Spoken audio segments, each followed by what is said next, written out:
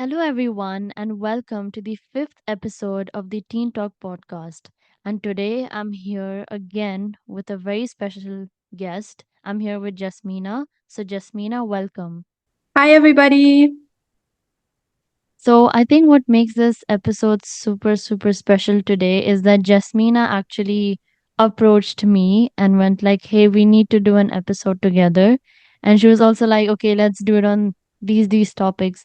Like as a podcaster, you just made my job like 99% more easier because whoever has had experience in this field, they know that two of the most important things is finding a good speaker and also knowing what to talk about and does it resonate with your audience and stuff like that.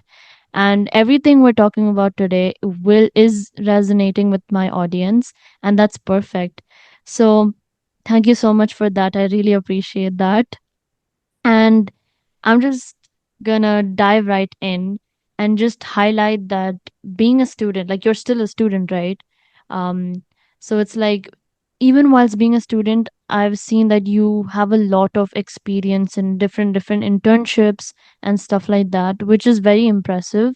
And it just goes to show that you've been managing your time well, and you also have that work life studies balance. You've been basically balancing between all of those.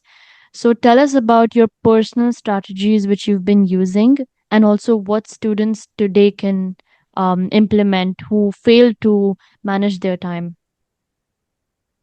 I do think that time management is something that every person needs, regarding if they're a student or not right now. It is just something that is essential everywhere you go, whether it be like your personal affairs, whether it be like your work affairs or study affairs. But for me, like maintaining a work study life balance can definitely be challenging sometimes as well. Sometimes I get very overwhelmed, but I think that it is also very achievable with strict self discipline. Personally, I rely on creating a structured schedule that allocates specific time blocks for work, my studies, and my personal activities, such as my fun hobbies or social gatherings with families and friends. I have also noticed actually that lately structured time blocks tables have been getting really popular lately. And this is no wonder because Yep. it actually helps in ensuring that each area gets the attention it deserves without like overwhelming any single aspect of your life or without getting in the way. And it just gives you like a more clear vision of what you need to get done and what you can do later. So it just like, takes that burden off that you don't feel behind within your tasks and you can focus on one thing at a time. For tips, I think if I could give any tips to students out there and to anybody who's listening right now and as a student, then it would be definitely these four. My number one, the most important one is prioritizing tasks. I know everybody has heard this a lot. People are like, prioritize your tasks. But the thing is that with prioritizing your tasks is that you have to identify and actually organize your tasks from most urgent to less urgent. So it actually lifts the stress of getting work done. It also helps to put like your urgent tasks first and give all your focus to them without worrying about leaving your other tasks behind. For me, I personally like to use technology to help me with this. I use an app called Notion, which is also available in the web and in Android. It's not an ad, by the way, but like it just helps me a lot to organize all of my tasks in one. I have two separate pages, one dedicated for my work and one dedicated for my studies.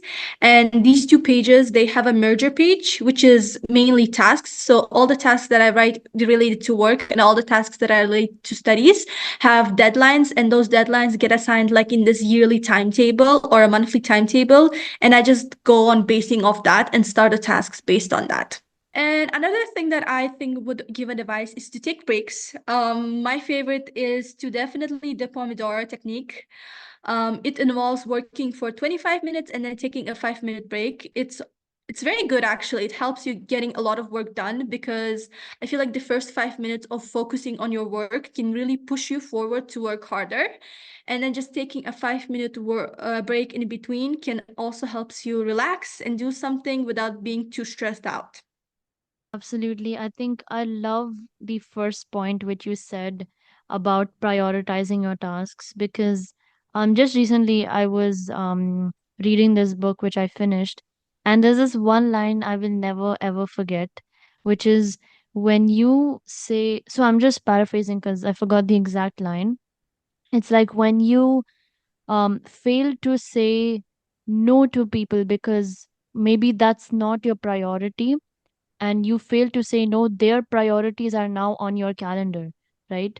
So I think with the first point, saying no is also very important, right? Like, for example, if I have something related to work and it's really, really important, and someone goes like, hey, you want to go here or you want to go there, and you're just like, okay, that people pleasing thing just crawls in, and you're just like, I want to go with them, but I also have this.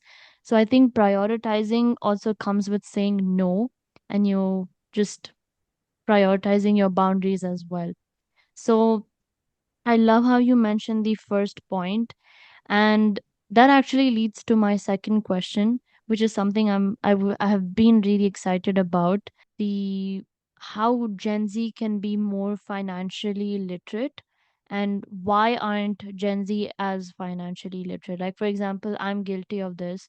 Is that, for example, if my parents give me a certain amount of money per month, I do not know how to maybe budget it properly and, just save it. So what tips could you give on saving money and making better and sound financial decisions? I completely agree on your point. I do think that financial literacy is something that is definitely missing from our current generation.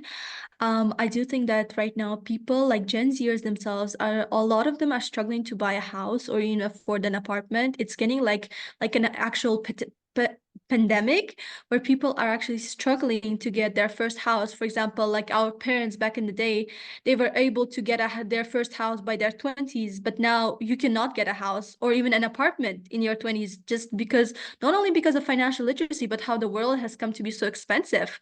And Yes. not only that, I do think that the reason why our generation lacks financial literacy is because it's not implicated in the education system which we have. A lot of schools, they do not require financial education, and this kind of leaves them stranded, because I do think that it is very important to have these things taught to students because it's actually helpful to them in their life and can also uphold them later in life. I also do think that another reason why we're so like financially illiterate is because we have something called digital transactions nowadays. So credit cards, Apple Pay, Samsung Wallet, etc. We all pay digitally, but when you pay digitally, you're not actually very much aware of how much you're paying, on how much money you're paying, because you do not physically see the money or have the money attached with you. So you don't actually understand how much money is going through that purchase. I was watching a TikTok recently. I just wanted to hold in for this point. I was watching a TikTok recently of a influencer who bought a $2,000 teapot from China, a $2,000 teapot for a single teapot because she thought that it was art and she didn't actually understand that it was $2,000. And when she went back home and she opened it, she ended up realizing that she spent literally $2,000 in cash for a single hand teapot. Oh my God. So I feel like this also like contributes to the fact that because of digital transactions, we have no understanding how much money we're actually spending. Because when you have physical money, you understand, like you can see how much you're actually putting through that transaction and how much you're actually paying. Without seeing the money, you actually don't feel like you're paying. Do you get what I mean? A lot of people, they say that when they pay with cards, it's like they're getting free stuff because they don't actually like have the physical cash to pay it. So like I was reading, like I think a survey for this is also by TAA, a 2022 survey, like it's 2 years ago, but now it's still financially relevant. So TAA actually released a survey saying that only 16% of Gen Z around the world were considered to be financially literate. Only 16% out of our Oh my like the God. whole Gen Z population are only financially literate. Yeah, and that was only like merely 2 years ago. And they're saying that that percentage has actually decreased, even though Oh people are my now God. learning courses and are getting into like self-talk and self-discipline, but that number is decreasing day by day. So here's my tips to Gen Zers that are now listening and want to get their finances in order. Number one, guys, budgeting. Please create a budget. You need a budget to track your income and expenses. A best part is just make a timetable like of your salary, your income, your allowance, whatever. and then allocate how much you want to spend of that. Usually, I recommend that you only spend 80% of that money and leave 20% behind, which brings to my second point, which is saving. So you should always aim to save at least 15 or 10% of your income. If you can save 20% or more, that is actually amazing way to set up future financial wealth. Setting up a savings account where you're withdrawing at least 20% of your salary or your allowance or your like freelance income will literally build your wealth in the future, and it also helps to like keep a steady income in case of emergencies, or if you're trying to open up your future business, or if you're trying to climb that social ladder. It will definitely be always helpful to have extra money in the side so you can take a break and not be financially affected. I think that my last point is going to be avoiding debt, guys. Do not take out loans. Don't take loans, okay? A lot of people fall on this like praying that loans are your future, loans are your destruction. That's the easiest way I can say it. If like a lot of people they take credit cards nowadays, but if you're not properly educated on credit cards, then you should never get a credit card. You should never get a credit card if you're not educated on credit cards, because right now I have personally witnessed hundreds of my friends, hundreds of people that I know that are literally stuck in credit card debt because they're not paying their fees on time and their interests are increasing month by month and it's getting more expensive to pay it. So they're unable to pay it. And nobody's going to pay that fee for you. Nobody, like, you're going to take that loan with you till you die. So, guys, be smart about it. Don't get into debt that you do not need. If you're just starting out in your like financial journey or beginning to take care of your own finances, then my best advice is to just get a simple debit card, because then you can actually like have an image, a clear image of how much money you have and how much money you can actually spend. 100%. I love how your points are so simple and to the point. It's nothing fancy that you're saying or nothing complicated. At the end of the day, it's always the small things that matter. And I just want to highlight that I'm so guilty of you saying that e-card thing, that when you pay from a card, you feel like you're not really spending any money. Like I remember I just recently turned 18 and I was like, okay, now I can get a debit card, right? So I got one.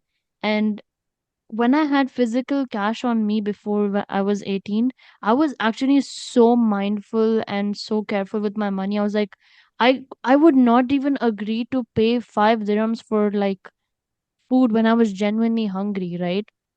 But now it's like when I have a debit card, I'm just like, oh, okay, like who cares? Like it's fine. Like I'm gonna treat myself, whatever.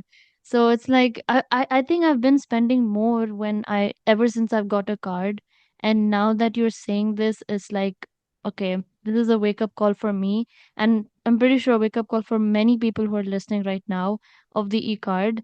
And even I saw an Instagram reel the other day, which was like, girl math is um using a debit card or a credit card, and it's like you're not actually spending money, so that's girl math, like something like that I saw, and it was really hilarious. But yeah, You I know, I think swear to everything you God, girl said. math, I think it's definitely gonna be like either the end of our girly society or the start. Like there's no in between. Some of this girl math is just kind of getting out of hand. Like, girls, come on, you cannot be doing math like that. We need to start being more financially responsible. We can't be left behind, men, okay? 100%.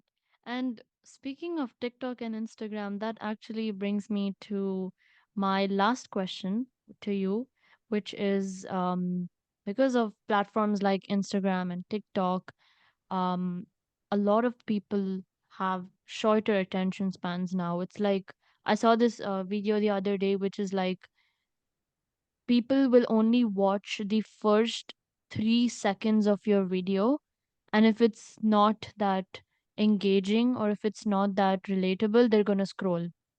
And unfortunately, doom scrolling is one of the main reasons why people have short attention spans. And I think it's a very common issue these days amongst a lot of people, not only Gen Z. And what are some strategies once again to um, tackle this very popular issue? I definitely agree with you on that. I do think that right now, doom scrolling is something that we are all guilty of as a population, regardless of your Gen Zers or not. Even millennials and the new generation, alpha generation, they're also like constantly, like digitally online, but not physically online.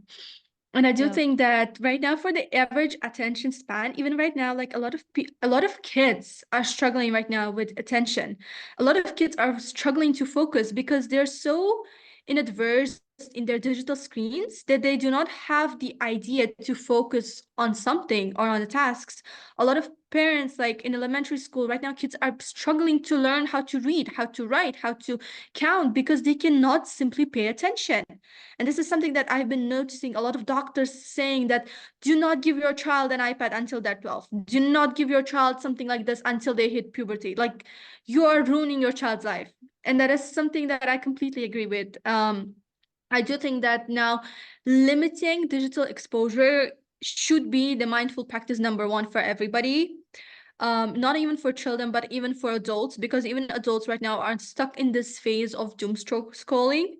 So I think the best way we can tackle this issue is to do a digital detox. And I know that a lot of people take this digital detox and be like, okay, I'll be digital detox, be like, oh, let me delete one app from my phone and I'm digitally detoxing. That's not digital detox, guys.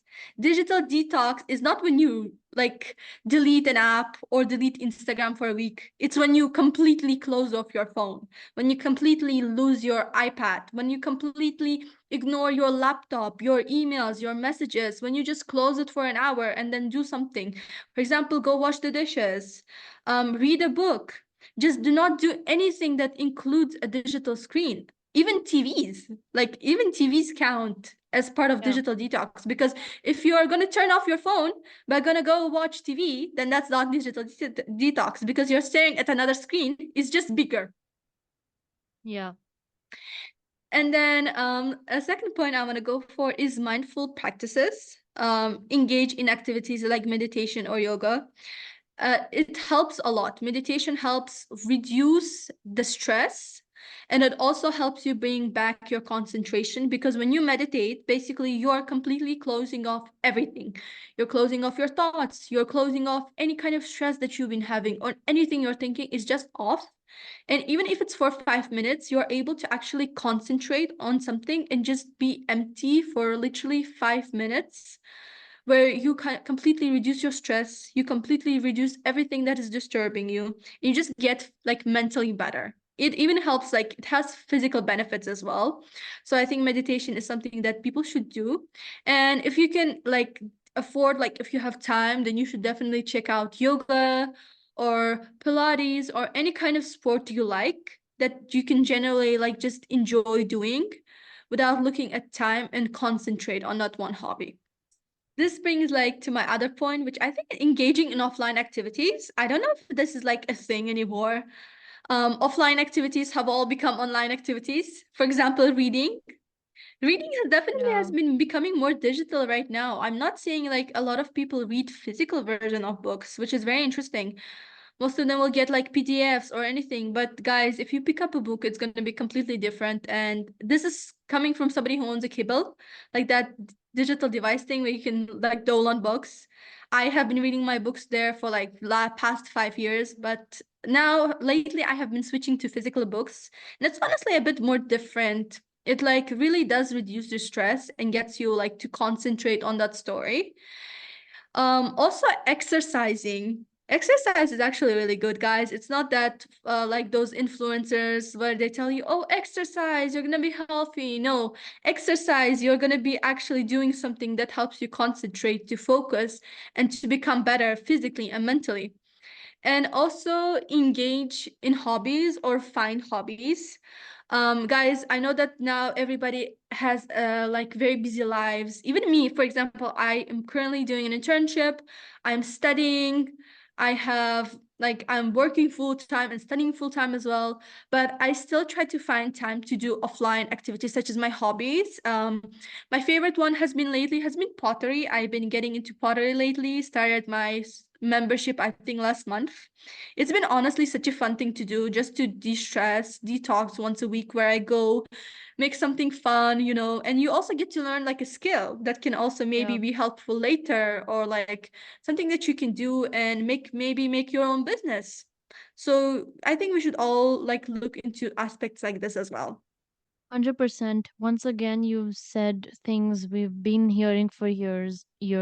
I think something I've always heard is, oh, meditate, meditate, meditate. And it's always the things that we know we're supposed to do. And I just want to highlight something about meditation. I'm reading this book right now, and basically it shares this one meditation technique, which I've personally not tried it out yet. I want to try it out. It's basically called the heart of the rose. And it's when you take a rose, and honestly, you can take any flower, it's your wish, any flower, any fragrance, and just try to notice every single thing of that flower, the fragrance, the details, the design, everything, and only focus. Try to keep your focus on the flower. Other thoughts will 100% come because that just shows that your focus is not that great. And you need to do this daily for like maybe 5 minutes every day, and slowly your brain is rewired now that okay, I'm only supposed to think about the rules. So then your concentration actually becomes better, and this is a very helpful technique. And that's just one technique of meditation. And I love how you um, spoke about offline activities like sports, exercising. And I think we're in a world of everyone's busy, student studies, work, and we're just like, oh my god, I'm so tired, I don't want to go to the gym, or I'm just so tired, I don't want to exercise. But it's like the decisions you make today are those that will help you in the future, right? So I Absolutely. really appreciate how you've literally said the most simplest yet the most effective things. And it was great speaking to you, Jasmina, and of course catching up with you. And I hope to see you guys once again in our next episode. Thank you.